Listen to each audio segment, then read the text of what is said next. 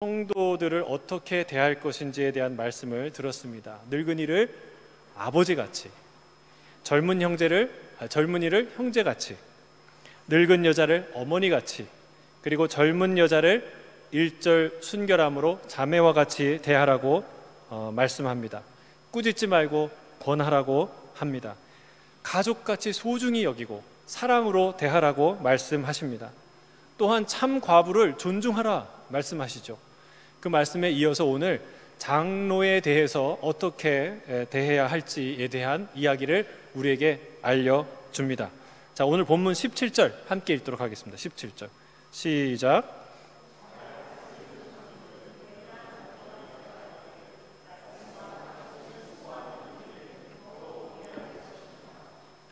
아멘. 자, 잘 다스리는 장로들은 배나 존경할 자로 알아야 한다. 특별히 말씀과 가르침에 수고하는 자들에게 더욱 그리하라고 말합니다. 말 그대로 장로들에 대한 이야기죠. 하지만 특히 이 말씀을 전하는 장로, 곧 목회자를 지칭하는 것임을 알 수 있습니다. 제가 말씀드렸듯이 교회 헌법은 장로를 뭐라고 표현한다고요? 치리하는, 다스리는 장로. 목사를 뭐라고 표현한다고요? 가르치는 장로. 그러니까 목회자도 장로라는 범주 안에 포함된다는 것이죠. 또한 다음 절에 보면 그 삭슬 받는 것이 마땅하다라는 표현이 나옵니다. 교회로부터 재정적 후원을 받는 장로는 누구입니까? 여러분, 장로 돈 내고 합니까? 돈 받고 합니까? 그렇지 않죠. 그러니까 이거는 교회의 재정적 서포트를 받고 있는 목회자임이 분명합니다. 자, 이 책이 목회 서신이고 수신자가 디모데에 있는데 왜 본인 자신, 목회자에 관한 이야기를 여기다 썼을까? 이렇게 썼을까? 이 목회 서신의 특성을 우리가 잘 알아야 돼요. 우리가 디모데 전서 이렇게 쭉 살펴보는데 그 내용이 디모데 한 개인의 국한된 이야기가 아님을 우리가 알 수 있어요. 교회와 목회 전반에 걸친 아주 중요한 원리들에 관한 이야기임을 우리가 살펴보았습니다. 또한 당시에 사도들로부터 오는 편지는 성도들이 같이 회람하거나 성도들 앞에서 함께 읽혀지는 그런 문화가 있다는 것을 우리가 염두에 두어야 합니다.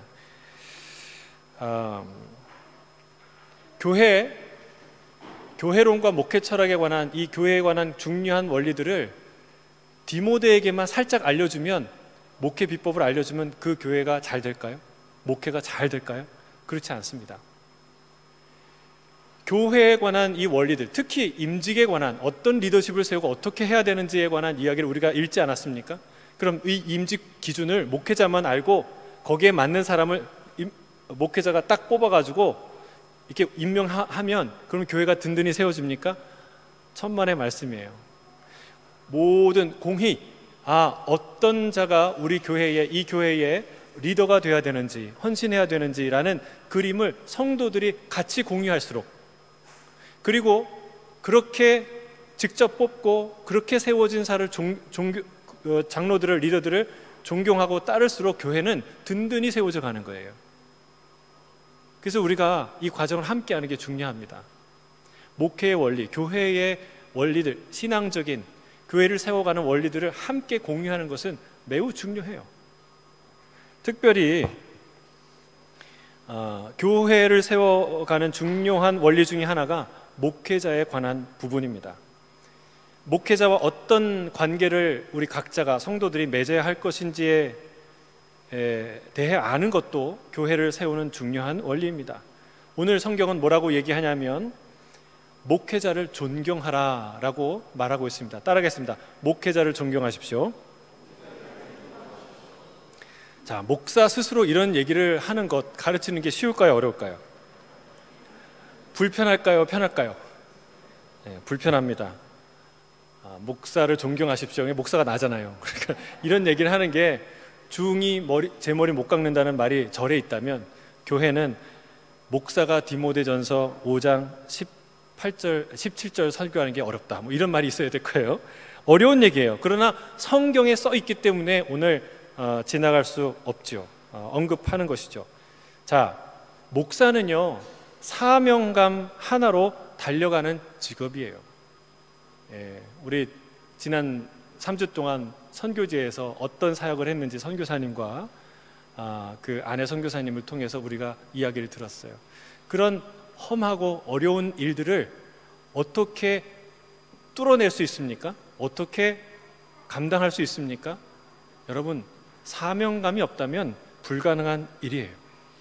그런 목회자들을, 사명자들을 목사답게, 사명자답게 만드는 것은 무엇이냐? 성도들의 존경이라는 거예요. 목사가 주식 투자 못합니다. 저 주식 투자 안 해요. 못하고 거기에 신경 쓸 여력도 없고, 목사가 이러저런 취미를 가질 수 있지만 사실은 너무나 제한적이에요. 목사가 제가 아마 골프채 들고 다니면 당장 몇 사람은 좋아하겠지만 또 몇 사람은 또 얘기할 거예요. 제가 낚싯대 들고 다니면 또 다 또 얘기 수근수근 할 거예요. 목사는 취미 생활도 편하게 하기가 어렵습니다. 이 스트레스도 많고 또 이렇게 긴장도 많이 돼요. 뭘 하면 또 이렇게 비난받지 않을까, 또 상처받지 않을까, 여러 가지를 생각해야 되는. 퇴근하면 목사가 아닌 게 아니에요. 퇴근하고 마트를 가서 성도를 만나도 목사예요. 그러니까 이런 긴장도가 높은 직군이에요.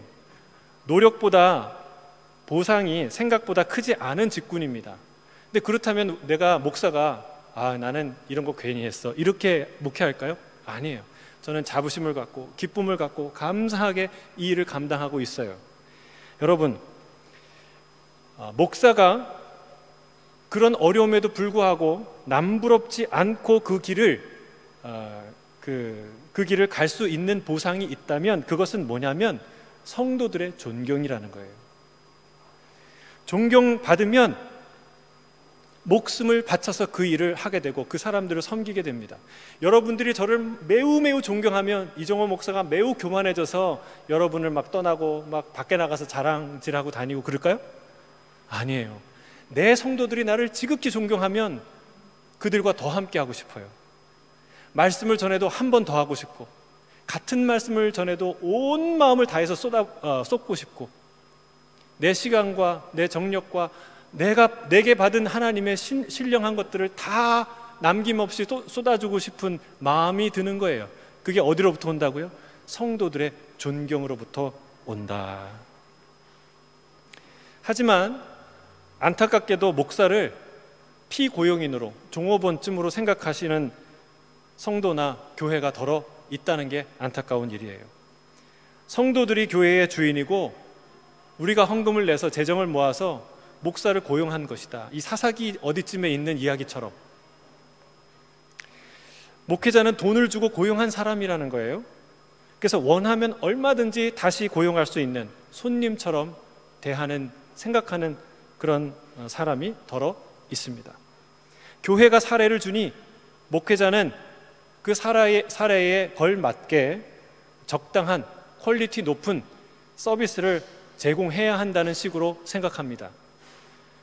여러분, 또 어떤 사람은요, 어떤 분들은 이 사례를 가지고 목회자를 길들이려고 하는 분들이 있어요. 제가 그냥 뇌피셜로 하는 말이 아니라 수많은 교회와 이야기들을, 실제 있었던 얘기들을 들었으니까 하는 말이에요. 참 그런 안타까운 일들이 교회 안에서 일어나는 거예요.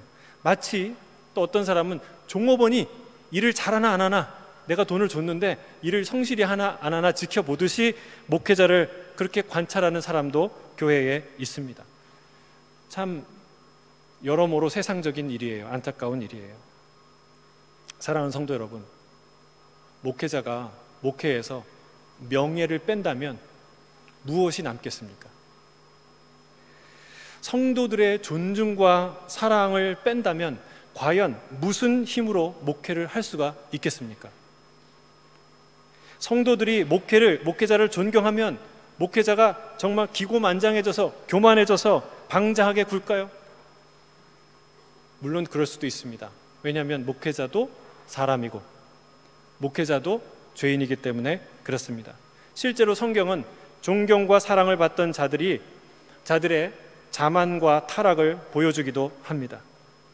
그러나 하나님 앞에선 부르심을 따라가는 대부분의 목회자는 그렇지 않습니다. 그 성도들의 존경을 결코 자만의 기회로 삼지 않게 됩니다. 그 존경을 받으면 더 분발하게 되고, 더 헌신하게 되고, 더 사랑하고 싶은, 더 많은 것을 쏟고 싶은 그런 이유와 활력이 되는 것이죠. 여러분 생각해 보세요. 여러분이 정말 이종호 목사 하면은 정말 예수님 다음쯤으로 되는 생각을, 그런 눈빛으로 저를 초롱초롱한 눈빛으로 바라보시고, 지금도 이렇게 보시지만 존경하는 마음이 느껴진다면 제 마음에, 목회자가 어떤 마음이 들까요? 아, 이 사람들은 됐고, 이런 마음이 들까요? 아니에요. 더 좋은 것을 주고 싶은 거예요. 가장 좋은 것을 주고 싶은 거예요. 하나님이 나에게 주신 가장 신령한 것들을 다 나누어 주고 싶고, 더 나누어 주고 싶은 마음이 드는 거예요. 근데 반대로 딱 이렇게 눈을 개슴츠레 뜨고 지켜보고 의심의 눈초리로, 경멸의 멸시의 눈초리로 쳐다보는 사람들에게 있으면 정말 해주고 싶은 말이 이렇게까지 와서 이렇게 좋은 말을 해주려고 하다가도 그런 말이 쑥 들어가겠죠. 그게 인지상정이에요. 여러분, 뭐가 손해냐는 거예요. 뭐가 이득이냐는 거예요. 우리는 어떤 관계에 하냐는 거예요. 멸시는 멸시를 낳고 존경은 존경을 이끌어냅니다. 우리 그 원리를 이해해야 돼요. 제가 이 사무엘상을 큐티를 하면서 새롭게 발견한, 내 마음에 와닿은, 사실 충격으로 와닿은 말씀이 이 말씀이에요. 사무엘상 2장 30절 하반절의 말씀이에요. 우리 자막으로 되어 있나요? 같이 한번 읽어볼까요? 시작. 나를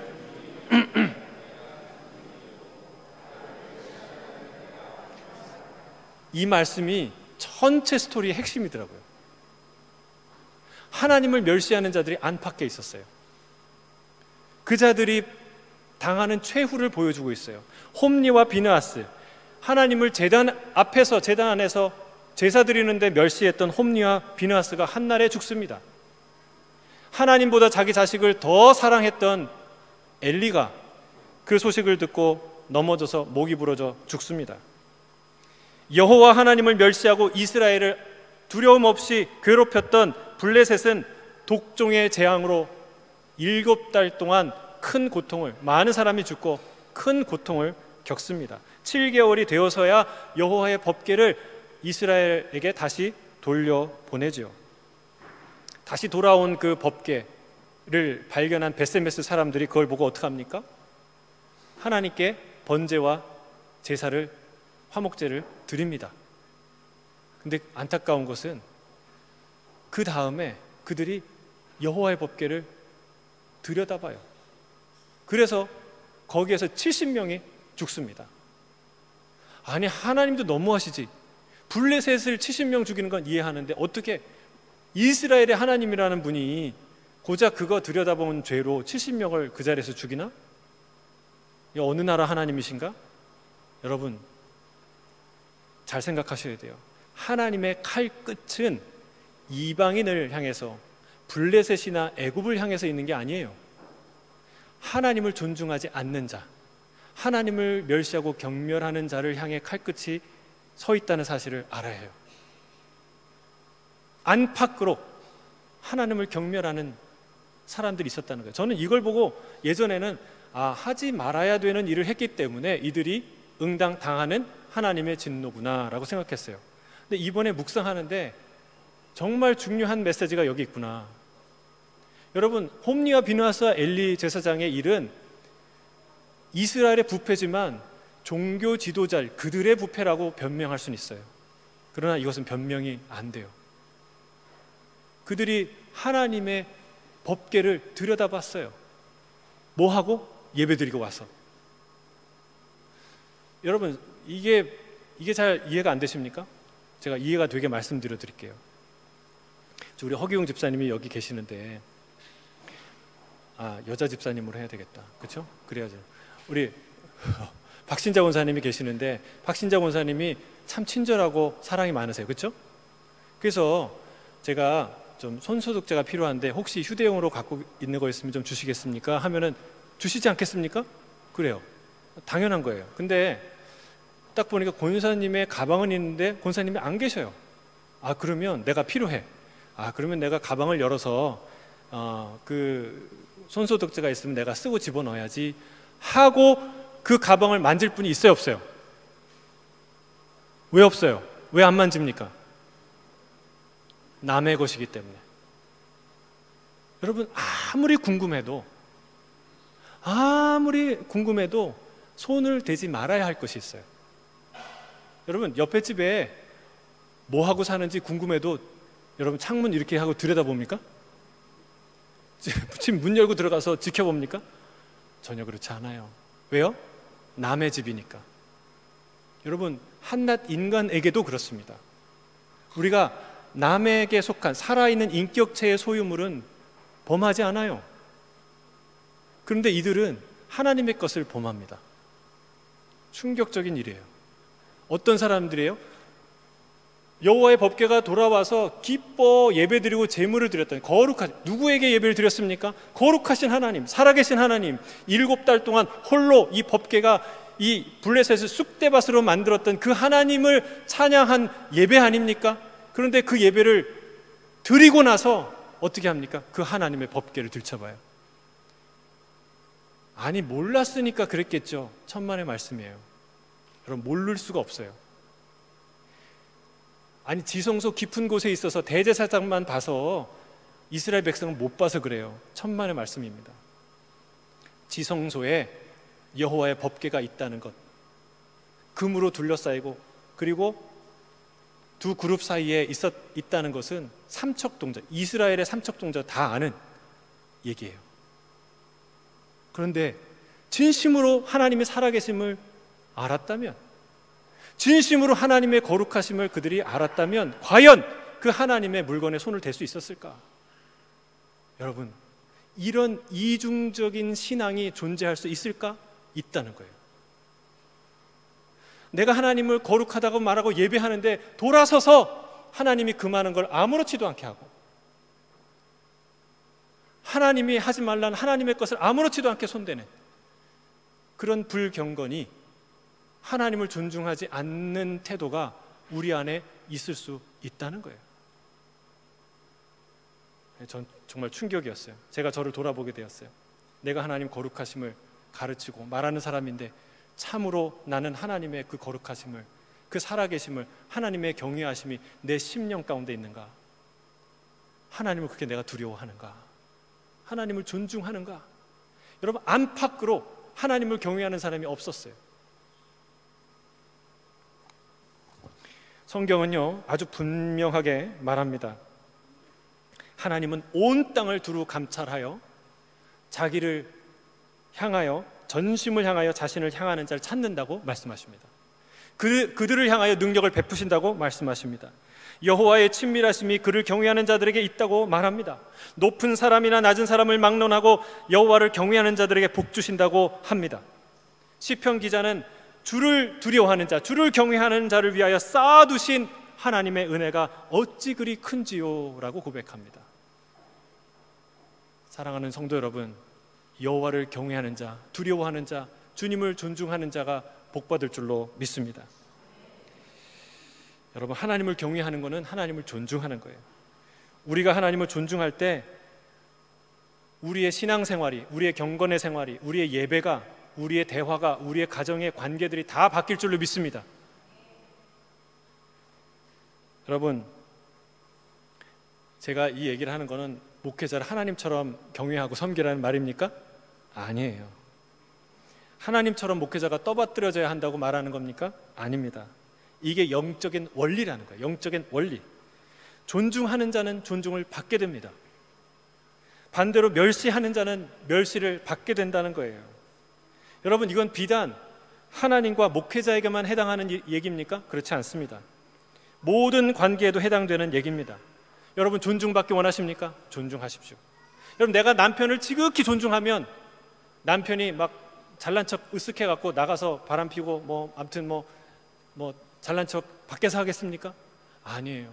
나를 존중해주는 그 아내를 더 사랑하고 더 아끼고 싶은 마음이 드는 거예요.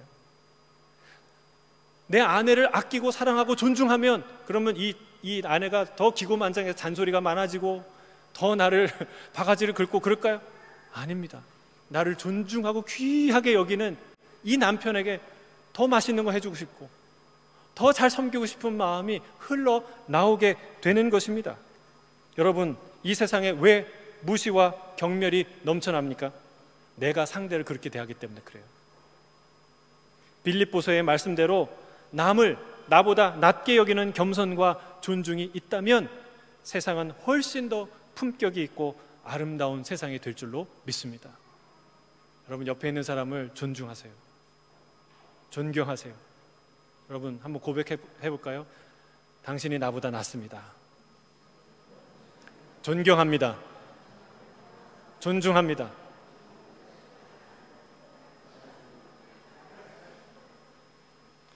그런 아름다운 존중은 존중을 낳아요. 아름다운 선순환이 흘러가는 아름다운 가정, 아름다운 교회 되기를 주의 이름 축복합니다. 자, 18절이에요. 같이 읽겠습니다. 시작.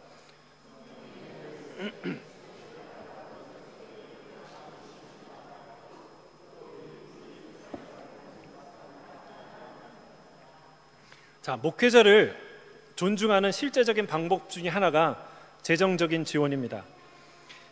사도 바울은 매우 적절한 말씀으로 이 원리를 가르칩니다. 신명기 25장 4절에 곡식을 떠는 소에게 망을 씌우지 말라라고 하는 말씀이 있습니다. 일하는 소가 일을 하다가 입이 궁금해서 뭔가 먹을 수 있잖아요. 그러니까 풀만 먹다가 이 알곡과 벼까지 먹을까 봐 그냥 일하는 소에다가 망을 확 뒤집어 씌우는 일은 그거는 좀 잔혹한 일이다 라는 거예요. 일하는 소가 먹으면 얼마나 먹겠어요? 소가 많이 먹습니다. 그러나 쉬는 소가 많이 먹지 일하는 소는 일하느라고 많이 못 먹어요. 그런데 그 일하는 고마운 소에게 그것도 먹지 말라고 입을 틀어막는 것은 좀 잔인한 일이다 라는 거예요. 사도 바울은 이것이 소를 위한 것이 아니라 우리를 위한 말씀이라고 말씀합니다. 고린도전서 9장 9절에서 11절 말씀이에요. 우리 같이 한번 읽어보겠습니다. 9장 9절에서 11절 함께 읽겠습니다. 시작.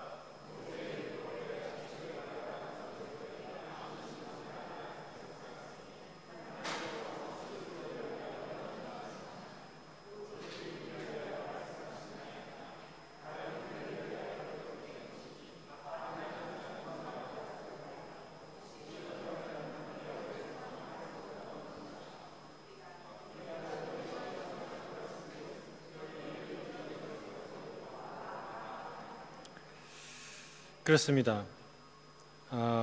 목회자에게 높은 헌신을 기대하고 아주 신령한 것들을 기대하면서 적절한 재정적 지원을 배려하지 않는 것은 그 목회자를 존중하지 않는 태도라는 거예요. 왜냐하면 목회자가 말씀 사역에 전념할 수 없기 때문에 그렇습니다. 먹고 사는 문제, 재정적인 염려로 시간을 보낸다면 어떻게 말씀과 기도와 영혼을 돌보는 일에 집중할 수가 있겠습니까? 그러니까 교회는 어떤 마음으로 목회자를 후원하고 지원해야 하는가? 사도 바울은 갈라디아에서 이렇게 우리에게 말합니다. 가르침을 받는 자는 말씀을 가르치는 자와 모든 좋은 것을 함께하라 라고 말해요. 따라하겠습니다. 모든 좋은 것을 함께하라. 모든 좋은 것을 함께 하시기를 바랍니다. 아멘이십니까? 사랑하는 성도 여러분, 우리가요 물론 그렇게 이미 섬기고 계신 분들 많이 있어요. 근데 좋은 것을 먹고 좋은 것을 보면 누구 생각해요? 사랑하는 사람 생각해요. 사랑하는 사람, 정말 귀한 사람 생각해요. 제가 나준선 목사님하고 우리 동역할 때 저는 전도사잖아요. 일개 전도사. 얼마나 할 일이 많겠어요. 근데 목사님은 또 신방도 가야 되고 집회도 가야 되고 그러니까 이렇게 돌아다니시고 모임이 있으니까 또 가끔 맛있는 맛집을 많이 아세요. 맛있는 거 먹고 있어요. 먹다가 저한테 전화를 해요. 저는 중요한 일인지 하고 전화 받으면 이종호 전도사 지금 우리가 이런 맛있는 걸 먹고 있어. 그래서 뭐 일 때문에 전화하신 줄 알았는데 아니 그냥 생각나서 전화했어. 아니 이게 약 올리는 것도 아니고 물론 약 올리는 거죠. 근데 행복한 거예요. 좋은 거 먹을 때 생각나는 사람이구나 내가. 여러분 그런 마음을 우리가 느끼면 서로에게 헌신하게 돼요. 좋은 것을 함께 하고 싶은 사람이라면 그런 마음이 드는 거예요. 그런 목회자와 성도는 그런 관계가 되어야 한다는 거예요. 목회자가 대우를 받아야 된다는 게 아니라 목회자와 성도는 그런 친밀한 관계, 사랑하는 관계가 되어야 한다는 사실입니다. 여러분 일부러 나는 객관적인 입장을 취해야 돼. 거리감을 물론 이해가 돼요.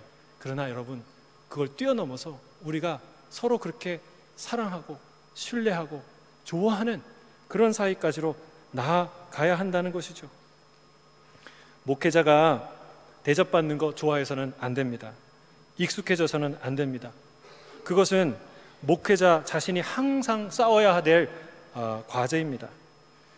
그렇다고 성도 여러분이 미리 저 목사님 고민 안 하시게, 교만 안 해지게 미리 인색하게 대하는 것은 지혜로운 일이 아니다라는 거예요.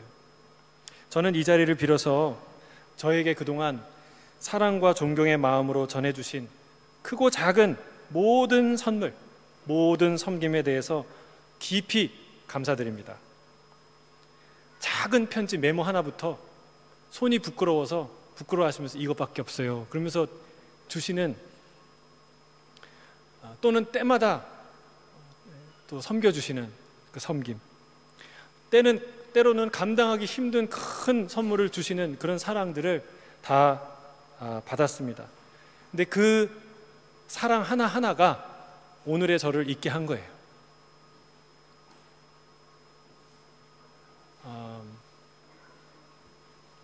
저는 진짜 몇 번 얘기했지만 그걸 잊지 못해요. 온누리 교회에서 사역할 때 많은 좋은 선물도 받았지만 어떤 성도님이 자기 텃밭에서 제일 처음 토실토실하게 나온 호박이라고 아주 그 호일에 예쁘게 싸가지고 갖고 오신 거예요. 첫 번째 열매라고. 내가 목사님 생각나서 갖고 왔다고. 그 마음이 이분이 예수, 그 마음 딱 들 때 내가 이런 사람이야 이런 생각했을까요? 아니에요. 정말 이분이 예수님 사랑하는구나 라는 마음이 들었어요. 여러분 신방 갈 때 성도들이 정성껏 이 형편에, 그리고 이 바쁜 일정 중에 이런 정성을 쏟을 수 없는 그런 밥상에 나와요. 그러면 목회자가 어떤 생각을 할까요? 이 반찬은 왜 이래? 이거밖에 안 됐어. 이런 생각할까요? 그건 화인 맞은 목사예요. 그런 생각 안 돼요. 이분이 예수님 진짜 사랑하는구나. 또 어떤 목사는 또 너무 깔끔해서 뭐 하지 마십시오, 이런 분이 있어요. 저는 그것도 건강한 목회자상이 아니라고 생각해요. 제가 먹는 걸 좋아해서 그런지 모르지만 목사는 적당히 이 섬김을 받아야 돼요. 왜냐하면 그게 저를 섬기는 게 아니라는 것을 알기 때문에. 또 착각해서는 안 돼요. 이게 하나님을 향한 섬김이라는 것을 목회자는 반드시 알아야 돼요. 그 중개 역할을 하는 게 목회자예요. 저는 그 모든 사랑에 진심으로 감사드립니다. 제 뒤에 예수님이 계시기 때문에 이 사랑과 존경을 내가 받는구나 라는 생각을 하는 것이죠. 자, 왜 목회자를 존중하라고 사랑하라고 말씀하십니까? 하나님은 목회자의 하나님입니까? 하나님 목사만 사랑하나요? 아니에요. 교회와 성도 자신을 위해 하시는 말씀입니다. 목회자를 존경하고 사랑하지 않으면 그가 전하는 말씀의 은혜를 누릴 수가 없습니다. 제가 목사가 하는 말이 곧 예수님의 말씀이다라고 하는 것 아니죠. 목사를 예수님처럼 믿고 섬겨야 한다고 말하는 거 아닙니다. 우리는 목사 따라가는 사람들이 아니라 누구 따라가는 사람들이에요? 누구 따라가는 사람들이에요? 예수 따라가는 사람들이에요. 그걸 한시도 잊으시면 안 돼요. 그러나 목회자를 존경하고 사랑할 때 비로소 그가 전하는 말씀이 들리고 그 말씀을 통해 날마다 예수님을 더 깊이 체험하고 만나게 된다는 사실입니다. 그 사랑받은 목회자는 더 깊은 헌신의 길로 나아가게 된다는 사실입니다. 이런 아름다운 선순환, 존경이 존경을 낳고 또 다른 존경을 만드는 이런 아름다운 선순환이 이 교회에 목회자와 성도 가운데, 성도와 목회자 가운데, 그리고 성도와 성도 가운데, 여러분의 가정 가운데 있기를 주의 이름으로 축복합니다. 아멘. 우리 19절, 21절 읽겠습니다. 19절, 20절 시작.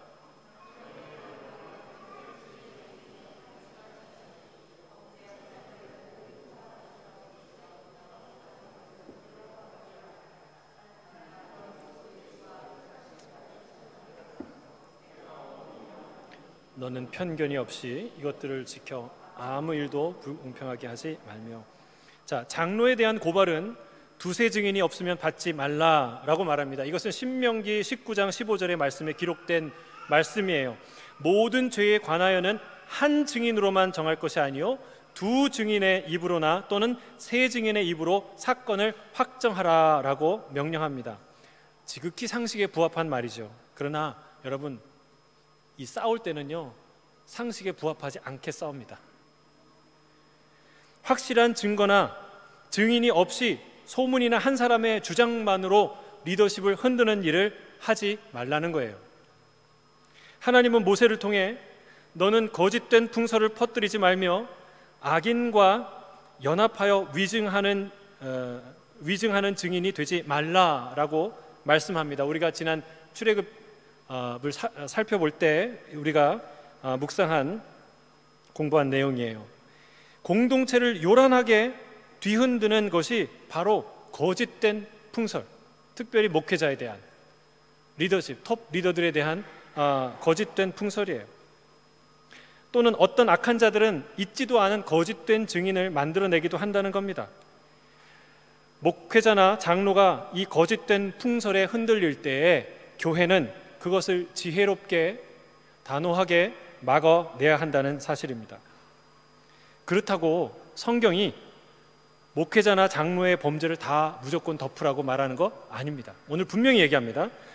범죄한 자들은 모든 사람 앞에서 꾸짖으라고 말합니다. 편견 없이 판단하며 공정하게 재판하라고 말합니다. 목회자의 죄가 있다면 드러나야 합니다. 본인을 위해서도 교회를 위해서도 하나님의 나라를 위해서도 그게 마땅한 일이죠. 왜냐하면 영적 지도자의 죄는 더욱 무섭고 두려운 결과를 낳기 때문에 그렇습니다. 그러나 실제로 많은 경우 근거 없는 목회자에 대한 이야기로 교회가 휘청거리는 것을 목격합니다. 경험합니다. 제가 가까이서 그 현장을 목격하기도 했습니다. 세상에 가장 쓸데없고 소모적이고 낭비적인 그런 낭비 중에 하나입니다. 제가 알고 있던 10년 넘게 함께 동역했던 세상에 가장 청렴하고 헌신적인 한 목회자가 어느 날 갑자기 세상에서 가장 부패하고 타락한 목회자처럼 회자되는 것을 듣습니다. 정말 아니 땐 굴뚝에도 연기가 나는구나 라는 것을 제가 알게 됐어요. 분명히 내 눈에는 굴뚝에 연기가 안 나는데 사람들은 난다는 거예요. 자꾸. 사랑하는 성도 여러분, 건강한 교회는요 이런 헛된 헛소문을 잠재울 수 있는 능력을 가진 교회가 건강한 교회예요.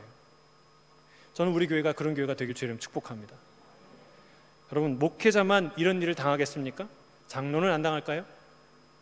성도들은 안 당할까요? 여러분, 목회자에 대한 소문을 있는 그대로 듣지 마시길 바랍니다. 대부분 2배 내지는 3배 부풀려지게 마련입니다. 나중에 그게 사실이 아니라 드러나도 이미 때는 지나갔어요. 왜요? 정말 이 둘 관계에 성도와 목회자 사이에 신뢰와 권위가 이미 깨지고 무너졌기 때문에, 상처를 입었기 때문에 그렇습니다. 그걸 회복하는데 너무나 많은 시간과 노력이 들어야 돼요. 이게 사단의 전략이에요. 교회를 깨뜨리고 흔드는 전략이에요. 사도 바울은 사랑하는 디모데에게 이렇게 말합니다. 진실은 반드시 드러난다. 오늘 본문 24절, 25절 같이 읽겠습니다. 시작.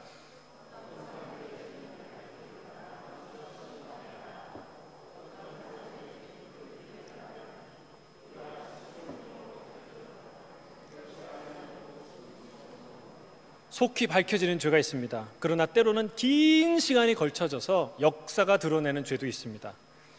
그와 같이 선행도 밝히 드러나는, 금방 드러나는 선행도 있지만 오랫동안 숨겨져서 잘 안 드러나는 선행도 있습니다. 그러나 결국은 다 드러난다는 사실이에요. 때때로 우리는 속을 수도 있고 속일 수도 있어요. 그러나 어떤 진실도 영원히 속일 수 없다는 것을 사도 바울이 말하고 있습니다. 이 말은 어떤 거짓된 풍문과 풍설에 손 놓고 있으라는 말이 아니에요. 진실은 그 자체로 드러나니까 아무것도 할 필요 없다라는 말이 아니에요. 거짓을 일삼는 자들에 대한 경고예요. 오해와 편견으로 박해를 받는 자들에 대한 위로입니다. 거짓은 반드시 드러나 심판으로 나아갈 것이고, 반대로 의를 위해 오해를 받고 박해를 받는 자는 반드시 드러나 하나님의 칭찬과 놀라운 상급을 받게 될 것이다 라고 말씀하고 있는 것입니다. 여러분, 우리가 바라봐야 될 분은 누굽니까? 모든 것을 있는 그대로 밝히 드러내실 예수 그리스도인 줄 믿습니다. 때로는 우리가 적절한 존경과 존중을 받지 못할 수도 있어요. 억울한 일을 당할 수도 있어요. 아무도 모르는 일을 당할 수도 있어요. 그럼 포기해야 되나요? 부당한 대우와 처사를 받으니까? 아니에요. 우리 지난 수요일날 선교사님의 간증을 들었어요. 여러분, 인간적인 마음이, 그런 마음이 들더라고요. 그 어려운 선교지에 가서 정말 전기가 안 들고 화장실도 없고 뭐 아무것도 없는 그 선교지에, 물도 안 나오는 선교지에 가서 그 아이들을 보면, 주님, 저를 사랑하신다면 이곳만은 보내지 말아 주십시오 라고 얘기했어야 돼요. 그런데 어떻게? 하나님, 주여, 내가 이곳에 안 오면 누가 여기에 오겠습니까? 이 마음을 어떻게 품냐고요. 사랑하는 성도 여러분, 거기에 그 길을, 그 가시밭 길을 가는데 누가 인정하고 누가 박수치고 누가 알아주겠습니까? 우리가 후원한 선교원금 제대로 쓰는 거야? 이렇게 의심의 눈초리를 바라보는 사람이 한두 사람이었겠어요? 여러분, 그런 부당한 처사를, 온전한 대접을 받지 않아도 그 험한 길을 갈 수 있는 이유가 무엇입니까? 마지막에 모든 지시를 있는 그대로 다 밝히 드러내시는 우리 주님이 있기 때문에 그렇습니다. 그 주님 보고 나가시길 바랍니다. 오늘 말씀을 맺습니다. 하나님을 존중하고, 목회자를 존중하고, 장로를 존중하고, 성도를 존중하고, 서로를 존중하게 되길 주의 이름으로 축복합니다. 그렇게 되면 함부로 고발하지 않습니다. 존중하는 자를, 존경하는 자를 어떻게 고발해요?